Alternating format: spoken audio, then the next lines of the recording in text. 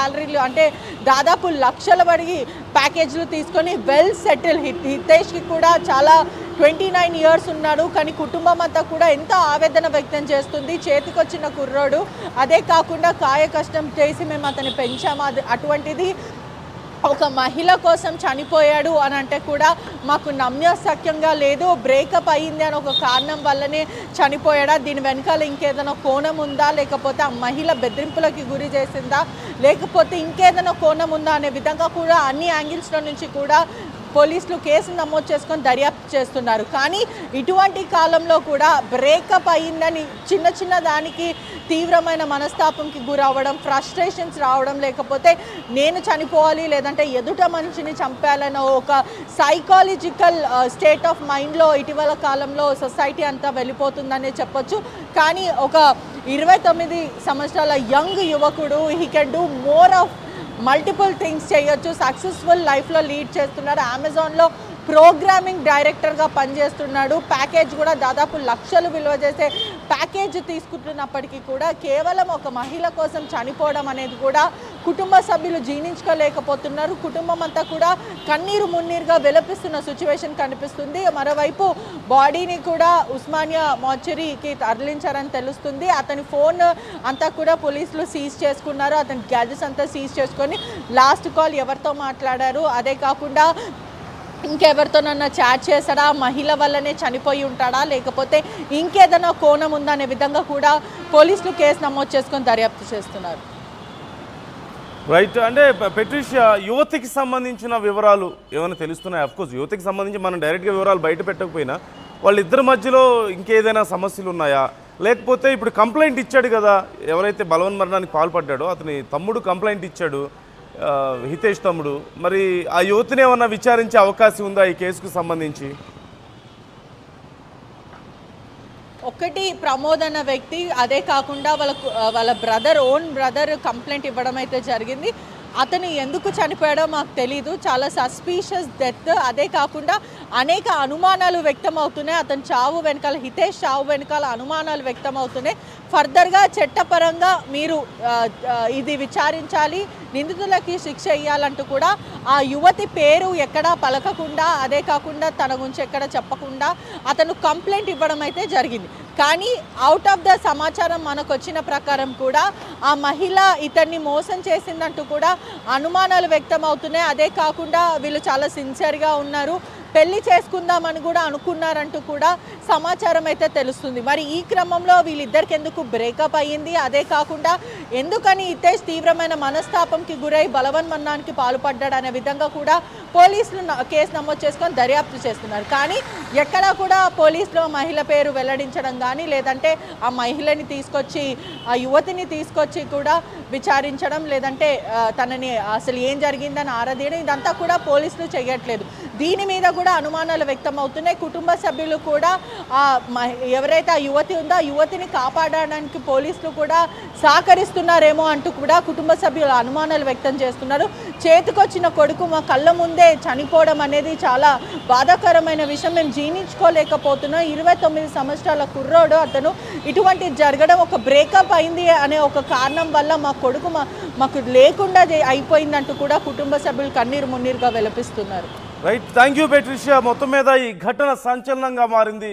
ఒక మంచి చదువుకొని ఉద్యోగం చేస్తూ లక్షల్లో సంపాదిస్తూ ఇక మంచి భవిష్యత్తు కోసం ముందుకెళ్తున్న ఒక యువకుడు ఒక్కసారిగా బలవన్మరణానికి పాల్పడడం సంచలనంగా మారింది. అయితే ఇంకేమీ కారణాలు లేవు, కేవలం ప్రేమ వ్యవహారంలో మాత్రమే డిప్రెషన్కి గురయ్యి, బ్రేకప్ కారణంగా డిప్రెషన్కి గురయ్యి ఇలా బలవన్మరణానికి పాల్పడినట్లుగా తెలుస్తుంది. ఈ నేపథ్యంలో పోలీసులకు హితేష్ తమ్ముడు ప్రమోద్ ఫిర్యాదు చేశాడు. ఫిర్యాదుకు సంబంధించిన డీటెయిల్స్ నా దగ్గర ఉన్నాయి. కానీ ఆ డీటెయిల్స్ చూసే ముందు, ఇలాంటి ఘటనలు ప్రతిరోజు మనం ఎక్కడో ఒక చోట చూస్తూనే ఉన్నాం. ప్రేమించిన వాళ్ళ కోసం ప్రాణాలు వదిలేయడమో, లేదంటే ప్రేమించిన వాళ్ళ ప్రాణాలు తీసేయడమో ఎన్నో ఘటనలు మనం చూసాం. అమ్మాయి ప్రేమకు ఒప్పుకోలేదనో, లేదంటే ప్రేమించిన తర్వాత తన మాట వినడం లేదనో, పెళ్లికి ఒప్పుకోవడం లేదనో, లేదంటే ఇంకేవో రకరకాల కారణాలతో ఎవరితో అన్న మాట్లాడుతుందనో అమ్మాయిల మీద కత్తులతో దాడి చేసి వాళ్ళ ప్రాణాలు తీసిన ఘటనలు అనేకం.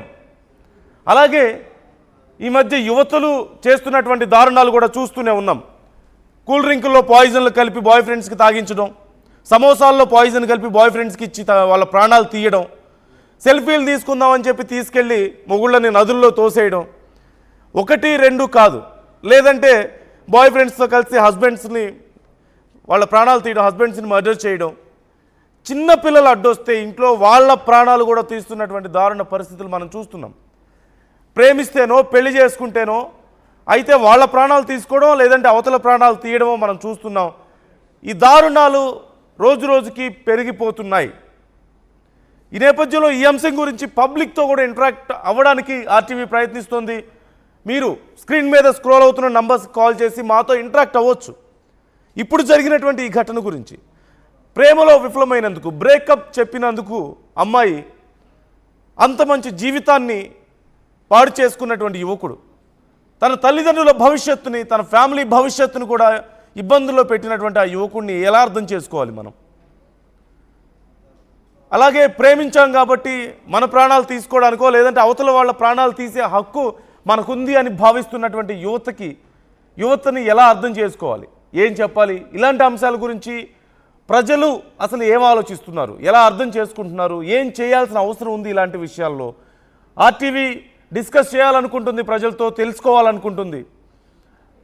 టీవీ చూస్తున్న మీరు, ఈ వీడియో చూస్తున్న మీరు కూడా